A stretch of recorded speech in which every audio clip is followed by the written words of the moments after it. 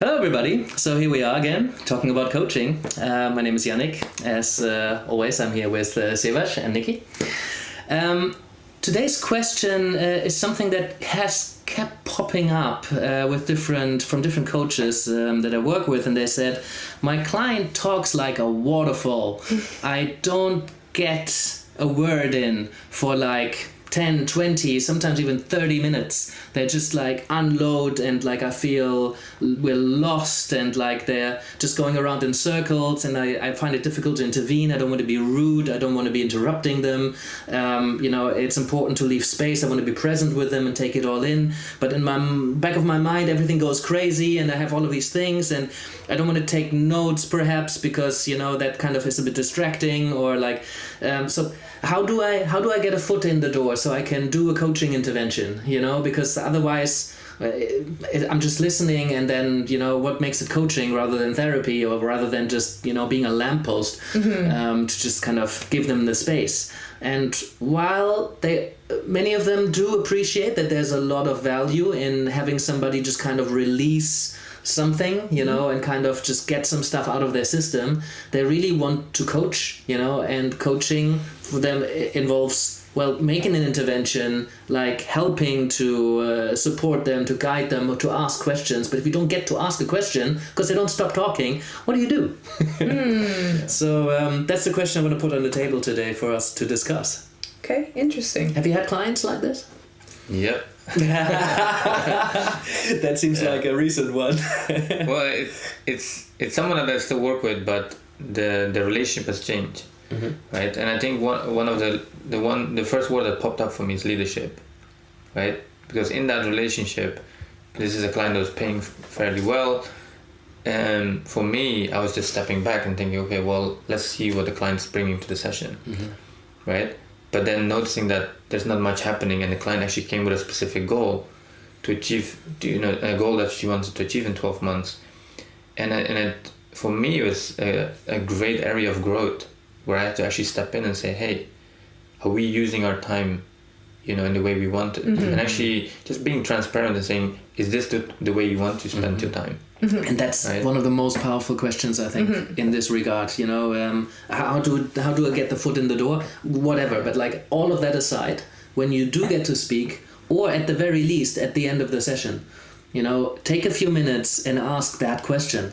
Hey, are we using our time as best as we can?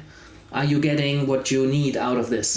If you work quite humanistically, you might share. I have shared in the past. It's like, I'm not sure about you. I want this to be super useful for you, but like I feel I'm sitting in, I'm listening, and it's I'm questioning whether that's as useful as this space could be. Yeah. Are you happy with what we're doing here? Because if they're happy to just kind of have a space to talk, and if that's super useful to them, then I need to make a decision as a coach whether I'm okay with just sitting there and listening. I like listening, but maybe I don't want to sit there and hold myself back all the time thinking, how can I get a word in? But some coaches are very happy with that because they know it's very useful and valuable. But having that conversation and co-creating that space together, that's super important, and that's part of the contracting. Yeah. Interesting. I align with everything you've just said.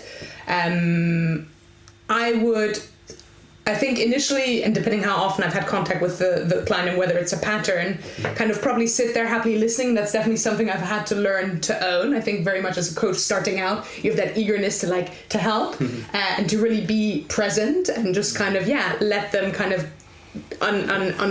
get out what they want to say. That's been really powerful, and actually that's been a very transformative experience for me as well, just holding the space. Definitely. And uncomfortable at times, definitely. And you feel like, are they getting their money's worth? Am I doing enough?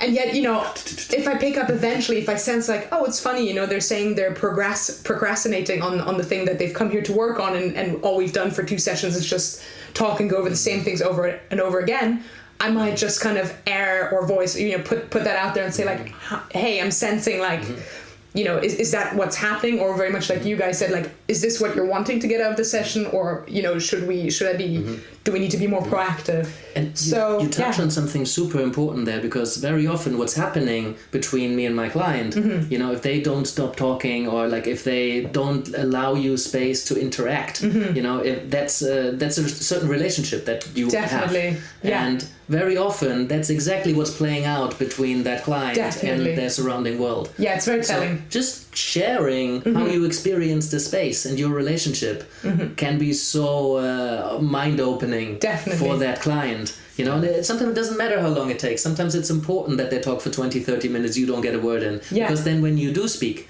then you can reflect those things back. Yeah. And contracting is the bit that doesn't only happen at the beginning, at the end. We talked about the end a little bit, like when you do get a word in, when there is a break, or at the end of the session and you do some of that stuff. But you could also do that in the very beginning, when you set up your coaching space. You might ask from the very get-go for permission to interrupt sometimes. Okay. Is it okay? It's like, sometimes I might interrupt. Is that okay with you? Very simple stuff. Nice. Nobody's ever said no, because they tend to value your input. That's why they're there. But then they don't really notice how they are falling into their patterns of just being like, wah, wah, wah, wah, wah, wah, wah. Yeah. So when you do ask for that permission, it's fine to just do that, and sometimes it can be very easy. It's like, I'm sorry, I'm really sorry to interrupt. I hate to interrupt people, but can I just have a word in? Because it seems quite important, and it's something that kept popping up, and I feel I want to make the most use of our time here. So I feel it's important to say this. Is that okay? Yeah. And even I now talked way too much about it probably already, but it can be so easy to interrupt. Sorry, can I just say something? Yeah. Very simple, asking for permission, they give it, with some body language, raising an arm or something like that. Leaning back and then coming back in, leaning forward is like a very clear sign. Oh, this person wants to get involved here. It's like good. Yeah, I mean, I guess on that note, the intention behind why you're interrupting is equally always important. On their side.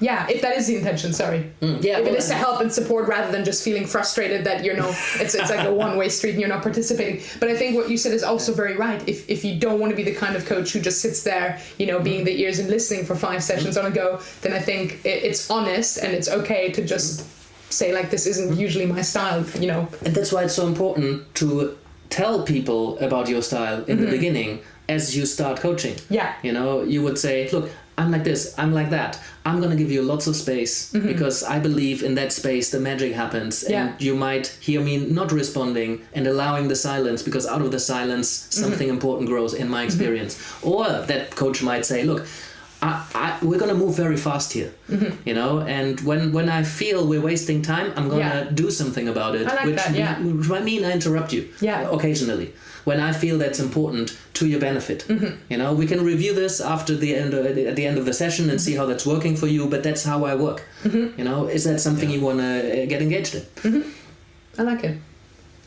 Yeah, and I think it's really important to set clear expectations, right? Because often, as a coach, you might be thinking, well, this is not useful, but it might be really useful. Exactly, right? yeah. So, and I've seen that expectations often, not communicating expectations can lead to disappointments, right?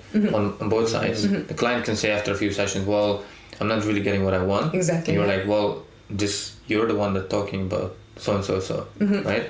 So what happened I have a particular client where this happened, and after a few sessions, actually, I brought this up, and she said, well, this is why I enjoy working with you, because most people I've worked with, they're the one leading and just talking, and I'm just kind of going along. Exactly. But now you give me the space to, talk and bring my emotions out and express myself.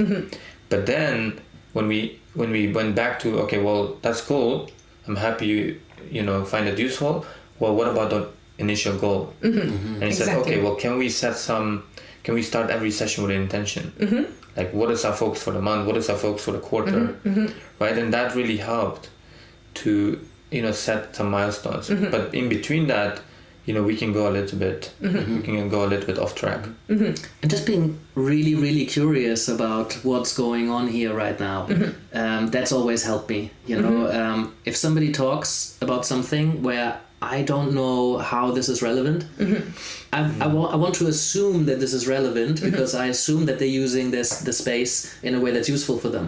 So if I come from a position of I'm really curious why we're talking about this because we agreed to work on this, and can you tell me how this relates? Yeah. Sometimes they say this relates in this or that way, and sometimes they say I totally went off on a tangent. Thanks for bringing me back. Yeah. You know, because coaches, part of our role as coaches, as I see it, is to keep somebody focused on what you agreed to work on. Yeah. And if you agreed to work on something very smart, very specific, very focused, you know, then that's part of it's your job. It's important. It's you're obliged to step in there. Exactly. Yeah. And I'd agree. inquire how that's relevant to what you're working on.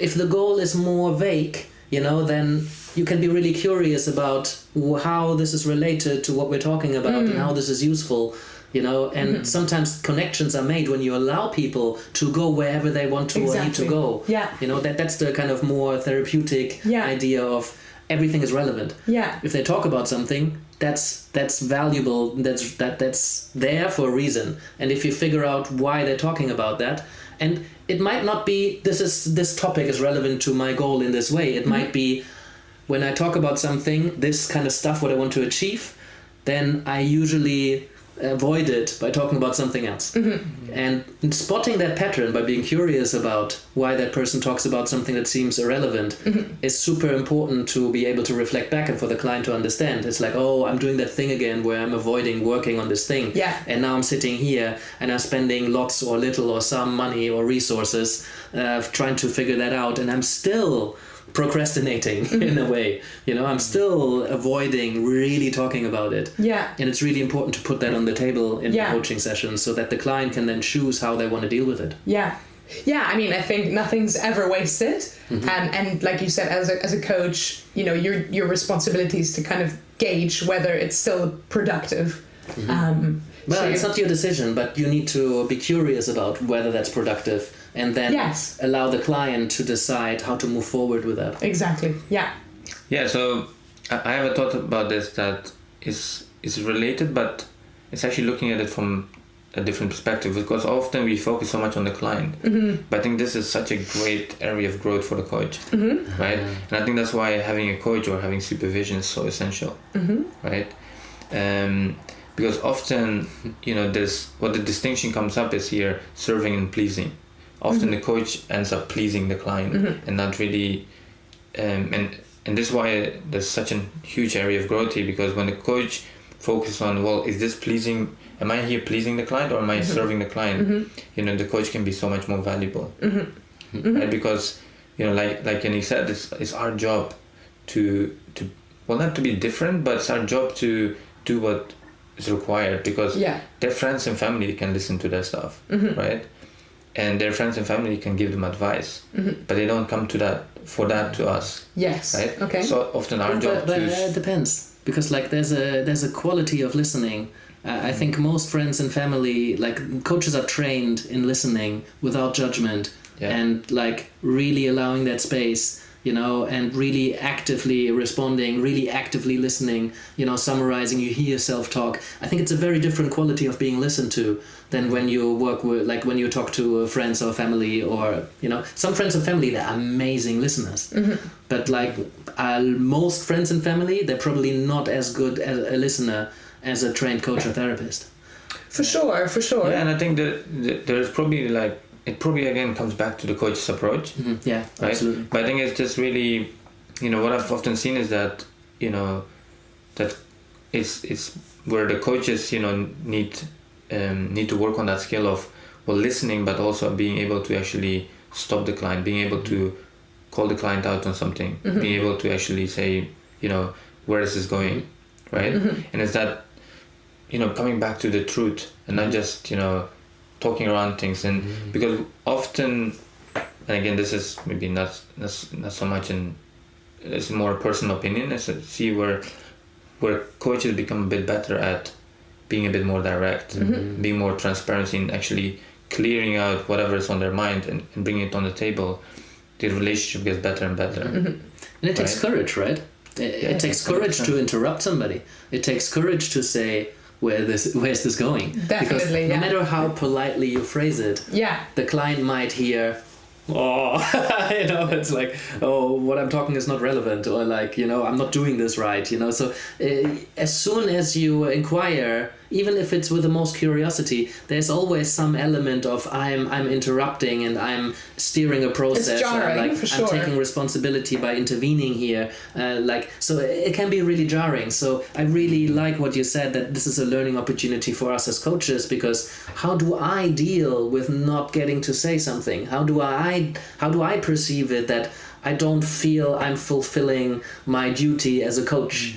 Because if you just listen for half an hour, sometimes I sat in a session and I felt at the time I didn't do anything.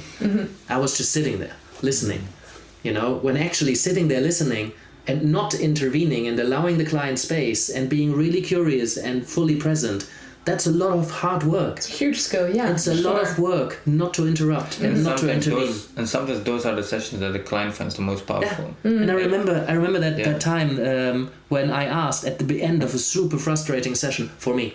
I was sitting there, it was really frustrating, and at the end I was like, so are we making best use of our time? That question that we mentioned in the beginning. And they're like, yeah, absolutely, this was amazing, this was the best session that I've ever had in my life. And I'm like, I was just sitting there, I was literally just sitting there and listening to this person, and I'm like, oh, okay, so it's really important. Like, I still didn't enjoy the work, I didn't enjoy that session, but like, sometimes it's work.